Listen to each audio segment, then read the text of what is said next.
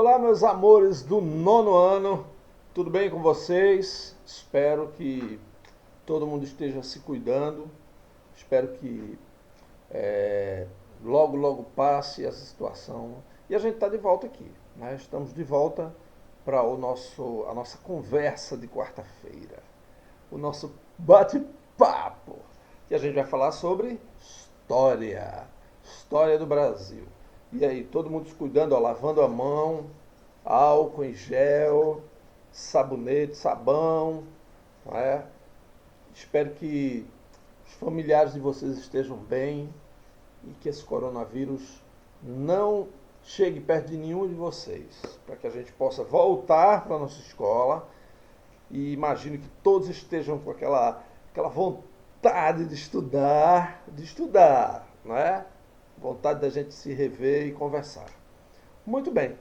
Semana passada a gente fez uma revisão e a gente encerrou conversando sobre aqueles primeiros momentos da industrialização brasileira, o desenvolvimento urbanístico, quer dizer, o desenvolvimento da urbe, né, da cidade, o crescimento da cidade. A indústria traz, como consequência, um avanço na urbanização naquele momento ali.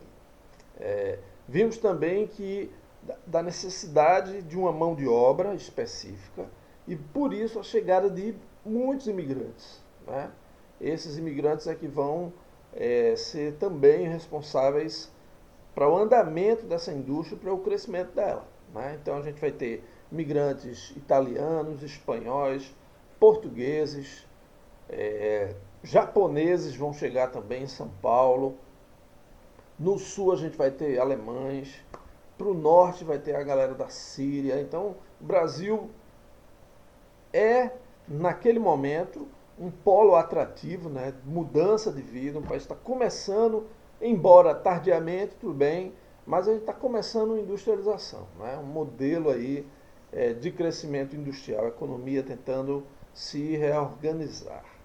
Muito bem, mesmo assim, mesmo dentro desse ambiente de um certo crescimento, de um início de industrialização, o que a gente vai conversar hoje é sobre os conflitos sociais, alguns conflitos sociais que ocorreram nesse período da Primeira República.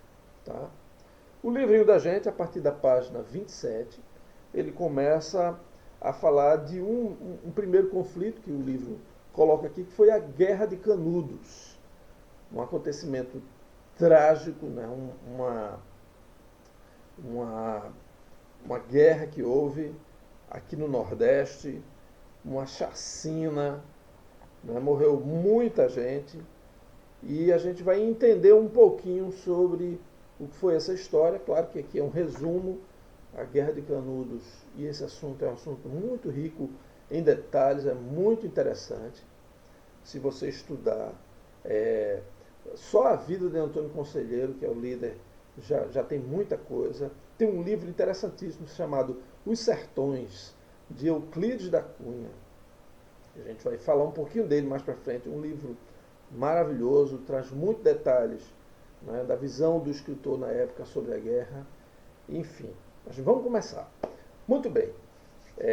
Nas últimas décadas do século XIX, a gente tem um cenário no Brasil, vamos dizer assim, né, do ponto de vista social, que a gente tem exclusão de direito ao voto. Não havia, nesse momento, ainda aquela ideia da cidadania política, da participação do povo, do povão, na tomada de decisões, na busca por por melhor condição de vida, né, infraestrutura.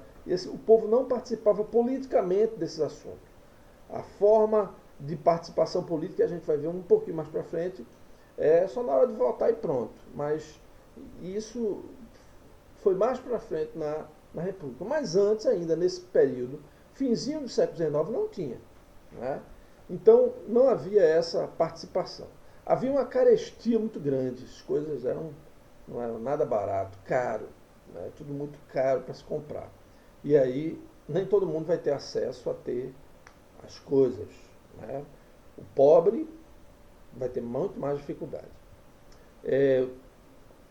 Por consequência, também havia outra questão, que era o desemprego. Né? Um desemprego muito grande.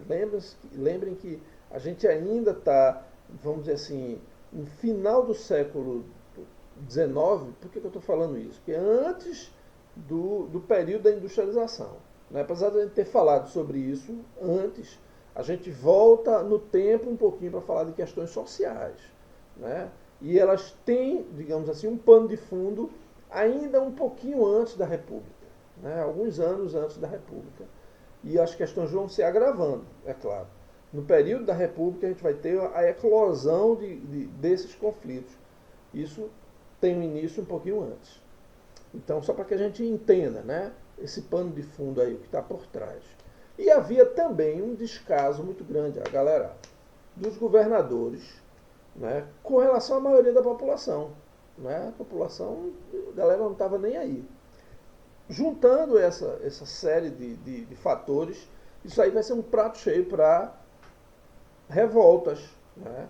Para movimentos de contestação, para rebelião e por aí vai. Dentro desse cenário, dentro desse caldeirão aí, e claro que a maioria desses movimentos a gente vai ver que todos beiraram a violência, né? Tiveram massacres e tudo mais. Então, dentro desse caldeirão todo aí, dessa situação, vai surgir no sertão, a partir de 1870, vê, que a gente já está chegando no século XX, uma figura interessantíssima, um camarada chamado Antônio Vicente Mendes Maciel, que ficou conhecido como Antônio Conselheiro. Tá? Ele nasceu no Ceará, uma cidadezinha do interior do Ceará, e teve várias ocupações, chegou a ser professor, mas ele teve problemas. O livro traz uma coisa interessante, diz assim, ele foi abalado por dissabores da vida pessoal. Problemas aí no casamento, na família, né, problemas pessoais, e ele não soube conviver com isso, deixou tudo.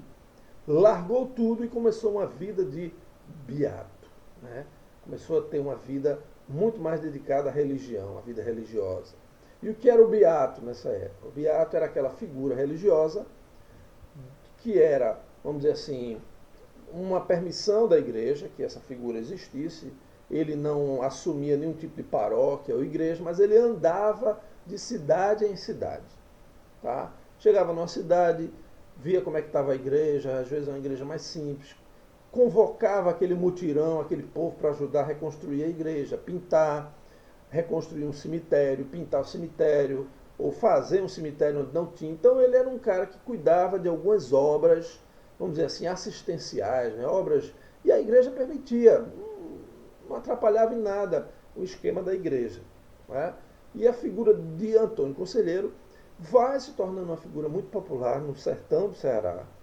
E ele começa a trazer uma mensagem que passa a ser uma mensagem de esperança para aquela galera que está sofrendo e está vivendo sob todas essas condições que a gente viu. Né? Questão de não ter cidadania política, a carestia, tudo estava caro, o desemprego, a seca, que era muito grande, né? Nesse período, não lembro, o livro aqui não traz, mas a gente estava passando, eles estavam passando na época um período de seca de vários anos. Então a seca ela traz uma condição muito difícil para o nordestino. E Antônio Conselheiro chega com mensagens de esperança, de que aquilo ia passar, de que eles iam encontrar um lugar melhor, um lugar que aquele povo era povo de Deus e Deus ia abençoar, enfim. Com essas mensagens e com esse tipo de vida que ele levava, ele começou a ter muitos adeptos. Né? Ele começou a ter muitos seguidores. A gente vai ver isso. Em 1893, ele chega, já andando de cidade em cidade, ele começa no Ceará, ele chega na Bahia, né? E já tinha uma galera seguindo ele. E aí ele chega e se estabelece, e chega numa região, numa fazenda que estava abandonada, chamada Canudos, era o nome da fazenda. E essa fazenda era próxima, pertinho de um rio chamado Vaza Barris. Né? e ele se instala naquela região ali, não tem aquela fazenda, e decide construir com a galera que estava com ele um novo povoado. Aquela multidão que estava com ele chegava perto de 30 mil pessoas. 30 mil pessoas, seguindo Antônio Conselheiro. Né? E ele vai construir um arraial do Belo Monte, um pequeno povoado. Né? E esse arraial tinha um significado de esperança para aquele povo, de sobrevivência. As pessoas se uniram para trabalhar, se uniram para sobreviver. E era muito interessante. Eles eram, na maioria, sertanejos pobres. Alguns fugiam porque estavam desanimados, desempregados. Outros fugiram de coronéis. Lembra da figura do coronel? A gente vai ver. A gente acha que vai ver. A gente já viu isso um pouquinho lá atrás, sobre o coronelismo.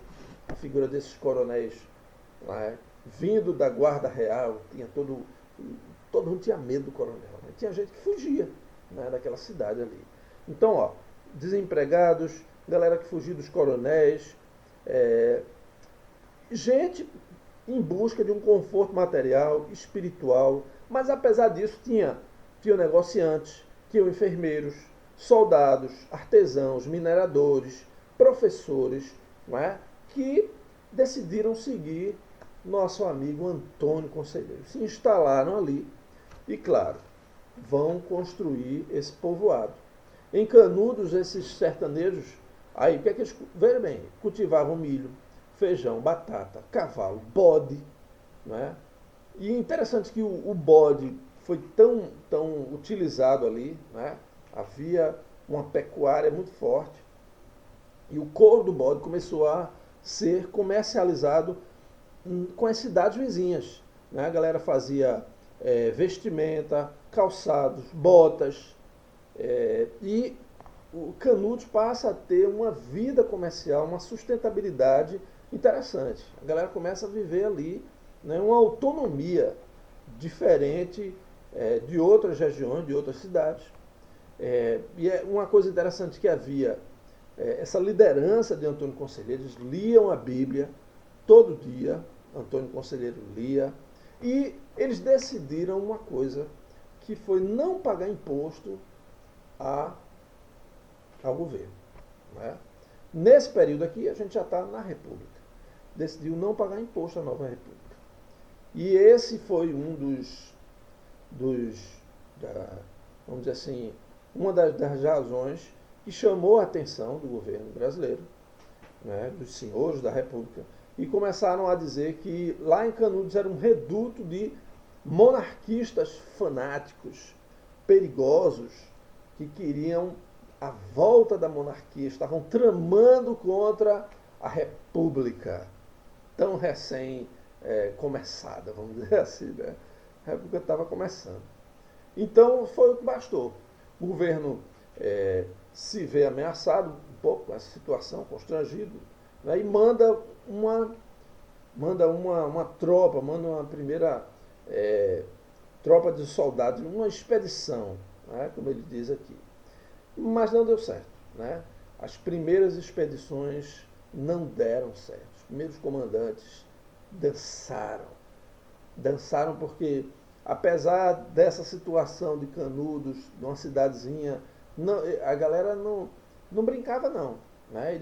Eles se defendiam com táticas de guerrilha, de emboscada, e a própria região, o próprio clima, velho, 40 graus, a galera saía do sul aqui, quando chegava aqui no sertão da Bahia, ninguém aguentava o calor.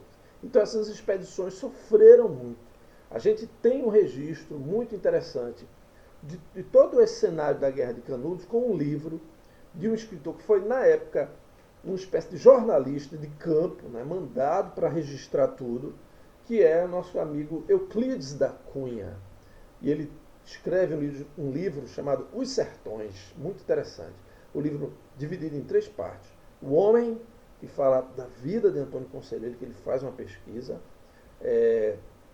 A Terra, que ele faz uma descrição minuciosa, interessantíssima sobre o clima, o relevo, a vegetação, né, os biomas, tudo do sertão. E a guerra, que ele traz detalhes, né, desses embates, dessas expedições, de como foi que terminou Canudos.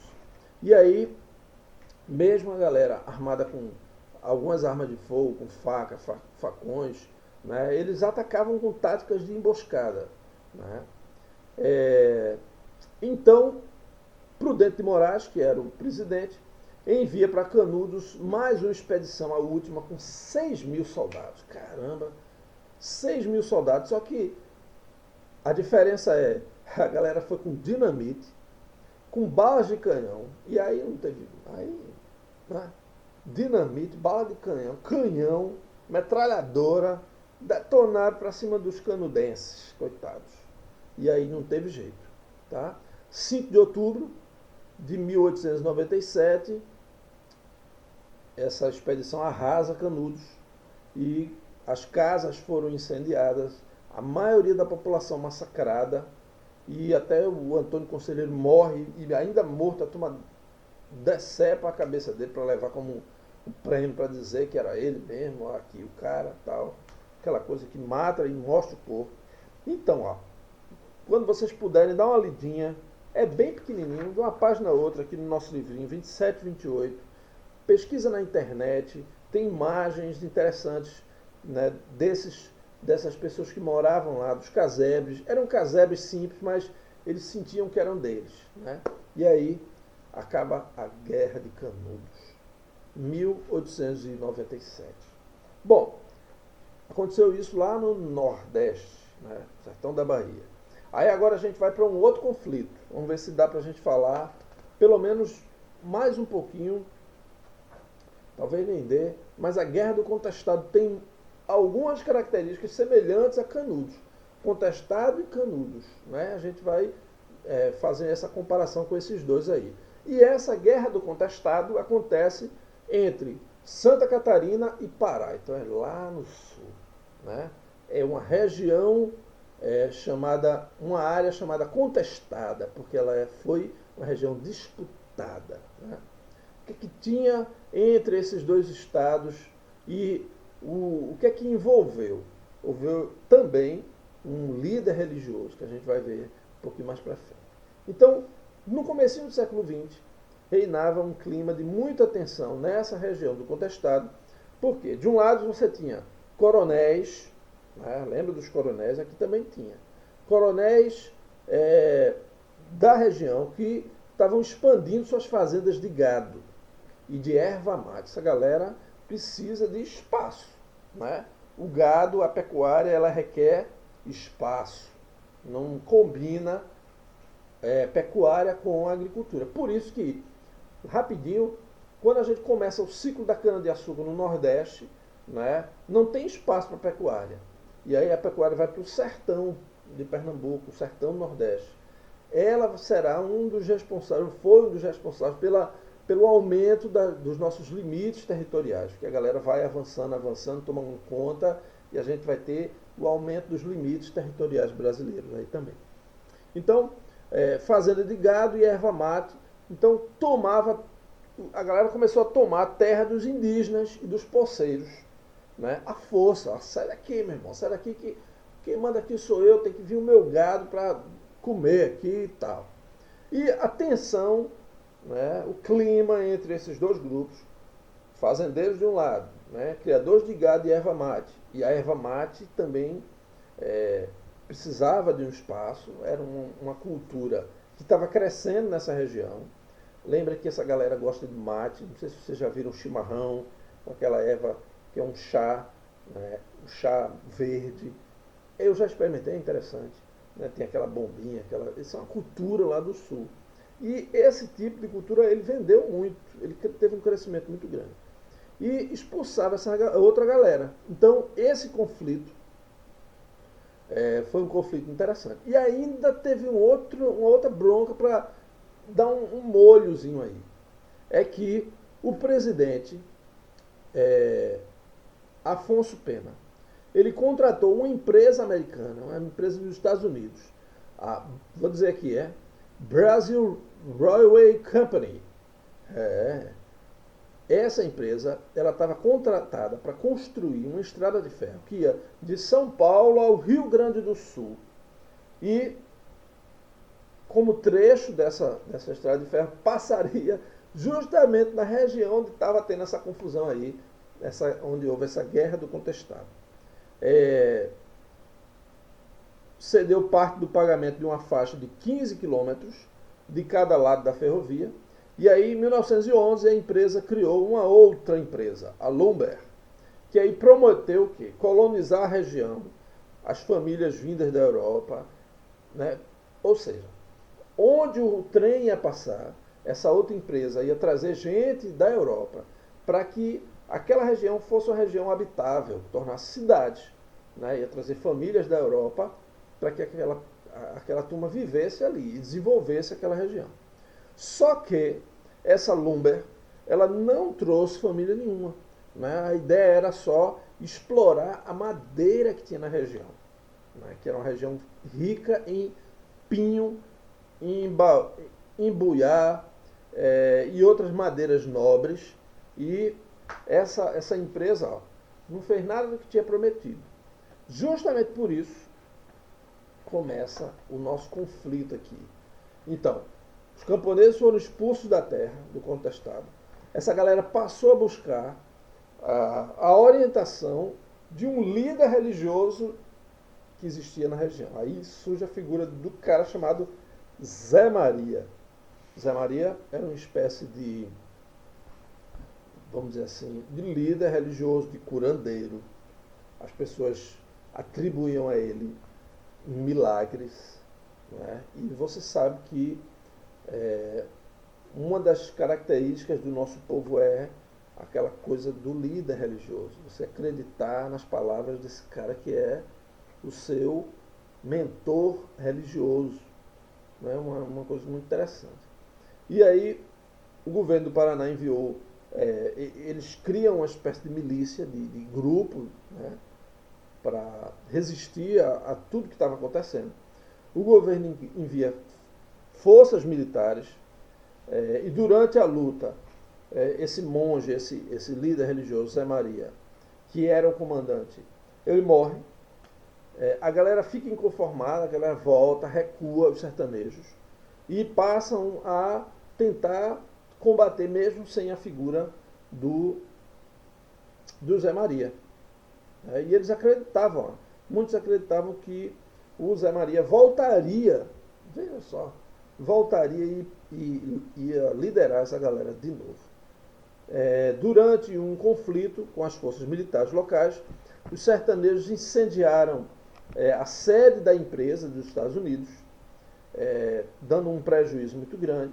E aí o governo de Hermes da Fonseca, já era outro presidente, envia outra galera, mais 6 mil soldados, com canhões, metralhadora, parecido com Canudos, né?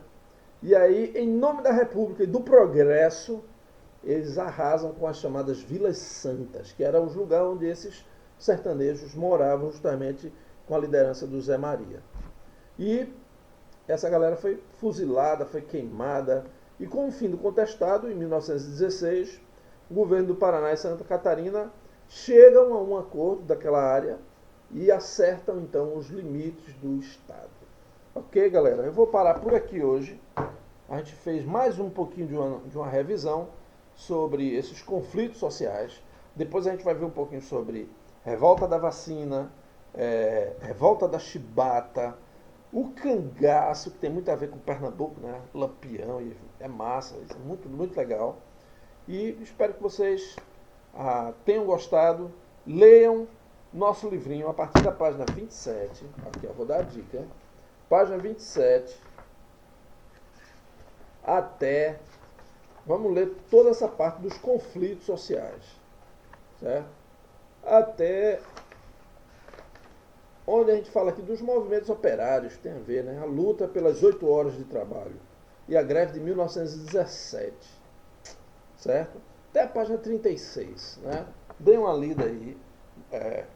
Depois que a gente vai conversar um pouquinho, eu vou passar uma atividade para vocês, para que a gente encerre, ou pelo menos, né, um pouco essas questões aí, desses conflitos no primeiro momento da República. Beleza? Não deixem de assistir aos vídeos, a videoaula que está lá no Educa PE, com relação aos alunos do 9º ano. Está lá na televisão. Não precisa de internet. Tem um canal que está disponível para vocês com os conteúdos da gente. Às vezes nem sempre coincide exatamente com o que a gente está falando do livro, mas é conteúdo do 9º ano. Galera, assiste que isso é de muita importância para vocês. E, se Deus quiser, a gente vai se ver em breve. Um beijão, um abraço e até mais, galera. Foi massa falar com vocês.